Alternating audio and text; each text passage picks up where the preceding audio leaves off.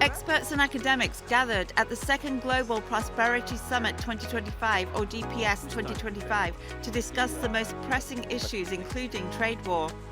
US President Donald Trump announced sweeping tariffs on most of his country's trading partners on April 2nd, while imposing higher levies on China, intensifying the trade war between the world's biggest economies.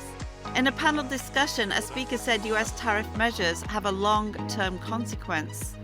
As a trade negotiator, once trust between people or countries is lost, it takes a long time to regain. Clark says US cannot deny China's resurgence as one of the global leaders.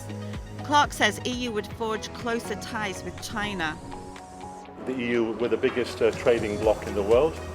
In this year of the 50th anniversary of diplomatic relations, we want to find more areas where we can work with China constructively. Inaki Amati said EU wants to re-establish relationships with China. The Chinese is probably expecting to see some signals also from Europe. We need those signals to demonstrate to the world, and especially to the US, that not everything is about escalating. This Chinese academic believes Europe can be a cooperation partner. China and Europe have their structural foundation for being major players in the world. Of course, we have differences, competitions, but the mutual interdependence and the mutual beneficiary still are the main one. And what is more, these are independent of any outside factors. Other speakers said space economy would also be impacted by the trade war. We need a better space monitoring system, which requires more cooperations between China and the US.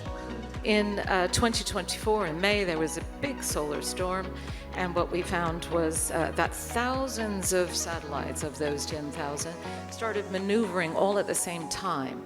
We need much better monitoring systems so we actually can see what's going on in space. China and the US have very complementary technologies for this space situational awareness.